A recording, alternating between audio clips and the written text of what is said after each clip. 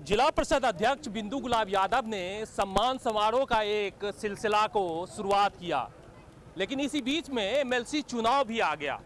लोग उसे एमएलसी चुनाव से देखने लगे और कहीं न कहीं ये पूरा समीकरण जो है राजनीति में तब्दील होने लगा और आरोप लगने लगे यह सम्मान समारोह नहीं, ये चुनावी स्टंट है। क्या ये से चुनावी स्टंट कहेंगे या आपके नज़र में सम्मान समारोह है? नहीं, ये बिल्कुल सम्मान समारोह था। ये सम्मान समारोह एक जिला परिषद अध्यक्ष जो उनकी बेटी है उसके ओर से जनप्रतिनिधियों के लिए था। अगर आप इसको कंपेयर कीजिएगा कि ये एमएलसी का कैंपेनिंग है तो बिल्कुल नहीं। आप लोग न्यूज़ वाले हैं, आप एक ट्रेंड देखिएगा। पिछले 3 टर्म में जो एमएलसी चुनाव हो रहा था कहीं पे भी सम्मान समारोह नहीं हो रहा था, लेकिन अभी हम जो जिला अध्यक्ष के पद से ये कर रहे हैं और लोग उसी को ट्रेंड को कॉपी करके बाकी जो कैंडिडेट्स अभी उतर रहे हैं फील्ड में, आप देखिएगा वो उसको कंपेयर कर रहे हैं और उसके कॉपी कर रहे हैं, तो इसको गलत दिशा में वो लोग बोल रहे हैं। जनता सच जानती है कि ये जनप्रतिनिधियों का सम्मान एक अध्यक्ष द्वारा किया जा रहा है और इसका मेन रीज़न यही था। किसी भी प्रतिनिधि से मिलने के लिए अगर हम ब्लॉक वाइज जाएंगे, पंचायत वाइज जाएंगे, ज़्यादा जल्दी मुलाकात होगी।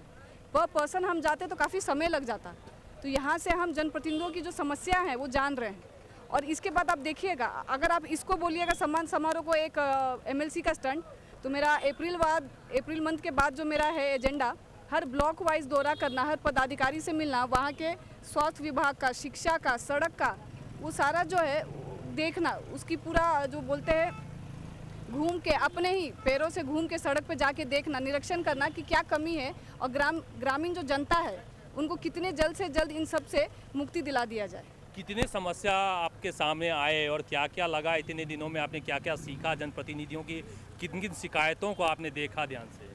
समस्या में आप बात कीजिएगा तो बेसिक आप ग्रामीण लोग मेरे अगल बगल में ही है, पूछ लीजिएगा। ज़्यादातर समस्या आपको पानी जमावड़े को लेके है। पानी जमाव जो हो जाता है, निकलता नहीं है पानी, निकासी की समस्या बहुत ज़्यादा है। आवास जो होता है, आवास में सूची में से लोगों के नाम काट दिए गए हैं, वो सबसे ज़्यादा समस्या है। पेंशन को लेके लोगों को बहुत बार बार भटकना पड़ रहा है और जो हक है उन लोग का पेंशन मिल नहीं रहा है। बिजली को लेके आप देखिएगा, मोटे मोटे बिजली के तार घरों पे खुलेआम ऐसे छोड़ दिए गए हैं, एकदम जो काफ़ी हानिकारक है। हाई वोल्टेज वाले बिजली के तार होते हैं। तो समस्या आप देखिएगा, अभी हम आ रहे थे अंदर लोखी में, सबसे पहले तो देखिएगा आप सड़क ही, बाकी ब्लॉक के मुकाबले यहाँ सड़क की व्यवस्था बहुत ज़्यादा ही कमज़ोर है, उसको मजबूत करनी पड़ेगी। हमने आपको जब पहली दिन आप ऑफिस में गई थी तो एक सवाल पूछे थे क्या पढ़ के आई हैं, लेकिन हम अब सवाल पूछेंगे क्या सीखी, चूँकि अब चुनावी जो सरगर्मी है वो तेज़ होने वाली है और 15 तारीख के बाद से और तेज़ होगी, नॉमिनेशन है, तो क्या आप वोट भी मांगेंगी माँ के लिए? देखिए, हम परिवार के हैं, वोट मांगना के हम वोट भी देंगे, ये बात भी आप बोलिए कि हम ऐसे कैंडिडेट को वोट दे रहे हैं जो अपना घर का है। पहली बार आप ऐसा देखिएगा कि एक जनप्रतिनिधि ही अपने परिवार को वोट दे रहा है, तो ज़रूर वोट भी देंगे और वोट भी मांगेंगे। जनता जानती है, जनता ने मुझे ये संबोधित किया है कि हम उनकी बेटी है, समाज की बेटी है, तो बेटी आई है तो खाली हाथ तो नहीं जाएगी, खोज में वो लोग ज़रूर आशीर्वाद के तौर पे वोट तो देंगे बेटी को। तो समस्या जो है, आप अपनी अधिकार और समस्या दोनों का कंपैरिजन करके देखते हैं तो लगता है कितना समाधान आप कर पाएंगे? बहुत स्कोप है काम करने का, समाधान बहुत कर पाएंगे। 2 महीने में आप देखिएगा जितनी समस्या हाईलाइट हुई है। रोज़ मेरे यहाँ जो भी आवेदन आते हैं, शाम के 5 बजते उसको प्रोसीडिंग में ले लिया जाता है। किसी भी जनता के पास आप जाके पूछिएगा, आज के डेट में बिंदु गुलाब यादव का आपके पास नंबर है क्या? नंबर होगा, मेरा नंबर भी इतना कॉमन है और मैं खुद फ़ोन रिसीव करती हूँ। तो जनता की जो समस्या है वो डायरेक्ट मेरे तक आती है, तो मुझे उसका नॉलेज होता है कि क्या समस्या है। फॉरवर्डिंग में भी ले लिया जाता है और उसके बाद जब जनता फॉलोअप के लिए कॉल भी करता है तो मेरे पास आंसर भी होता है उनकी समस्या का कि उनका पेपर कहाँ तक पहुँचा है।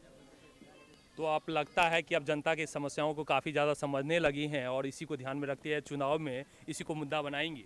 ग्राउंड लेवल पे समस्या सब मैं जान रही हूँ, मुद्दा मैं नहीं बना रही हूँ, मुद्दा और आंसर आपको जनता दे रही है। जनप्रतिनिधियों ने ही ये सुझाव दिया था कि अंबिका गुलाब यादव को एमएलसी का कैंडिडेट बनाया जाए। ये हमारे घर से या किसी से नहीं आया था, ये जनप्रतिनिधियों के ओर से ही ये रिक्वेस्ट आई थी और उनके सम्मान के लिए ही, उनके लिए ही अंबिका गुलाब यादव को मैदान में उतारा गया है।